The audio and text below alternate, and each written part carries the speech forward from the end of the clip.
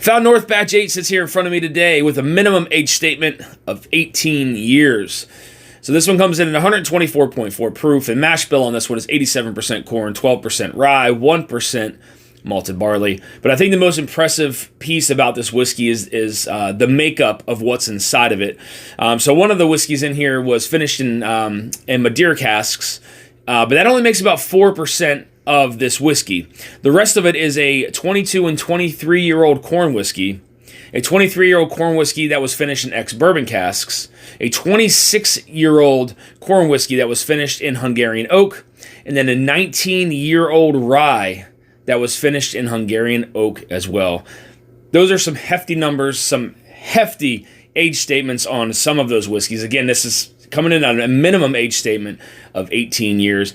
I loved Batch 7. It is in my top 10 whiskeys of the year so far.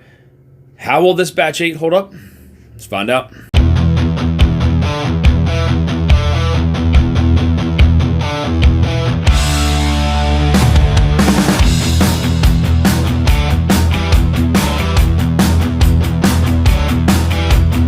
All right, guys, so as I stated, it is a minimum of 18 years old and comes in at 124.4 proof. Let's get in the nose.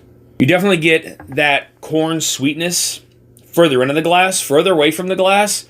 I feel like that that Madeira is very noticeable. Lots of darker kind of fruit aromas further away from the glass. Further in, again, it is it's very, very sweet. You do get that corn sweetness, nice kind of caramel and vanilla notes in there as well. But there's also something that I really like about it on the nose, and that's kind of like that yellow cake kind of nose that you would almost get off of a light whiskey further into the glass. Again, further away, it is very different. That's kind of where like those darker fruits kind of start to make their appearance. Maybe some of that, some of those plums, maybe some blackberries. Yeah, just the sweetness on the nose here. It's very inviting. Again, this one has that that aroma where you feel like it's going to have a nice kind of creamy and viscous texture to it. We're about to find out what it tastes like, guys. Getting the first sip. Cheers. Man, that is really good. So the initial first sip, I definitely think it drinks its proof. Came off a little hot there on the center of the palate, but the front of the palate is plum, raisins. Center of the palate, I feel like that rye starts to kind of pull out. There's a slight kind of floral note that makes its appearance there.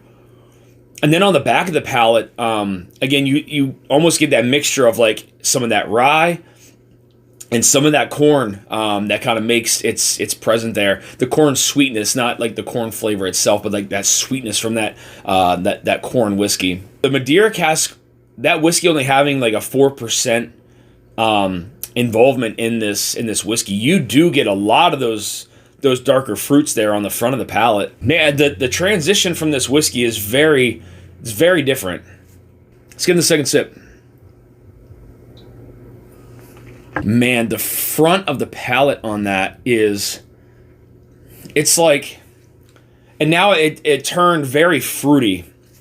It hits you with a burst of like juicy fruit gum on the very front of the palate, and then now those kind of darker fruits have kind of transitioned into like the middle of the palate, where some of that rye was kind of really building there. The darker fruits, like those raisins and plums, maybe a little bit of date, have kind of taken over the middle of the palate. And then into the back of the palate, more of that kind of rye influences there, but then some of those darker fruits still kind of trickle through into the back of the palate. It's like they almost kind of like skip over, and then start to head into the back of the palate. And there is like that floral note that I was getting there, that's kind of made its way now to the back of the palate as well. There is some spiciness there from a rye, but there's also some of that sweetness with a lot of that corn influence there into the back with a medium finish still. Let's get a last sip, guys. Cheers. That like juicy fruit kind of fruitiness burst right there on the front of the palate. Again, maintains sip after sip. And then it opens up again to those like darker fruits, like the plum, the raisin, the date kind of there. Right before it hits the center of that palate. Center of that palate, you still start to get some of that like floral kind of influence there, a little bit of some spiciness. And then as it transitions again to the back of the palate, some of those darker fruits still kind of follow through. Again, some spiciness from that rye, some of that, you know, it still offers that sweetness from some of that corn whiskey that kind of follows through too. Medium finish on it. And then on the back of the palate now, like I was getting on the nose, you start to get some of that influence from like that yellow cake note, like you would on some of those like light whiskeys. So a slight little bit, very, very kind of subtle yellow cake note that starts to make its appearance there too. Found North just releasing some absolutely fantastic whiskeys.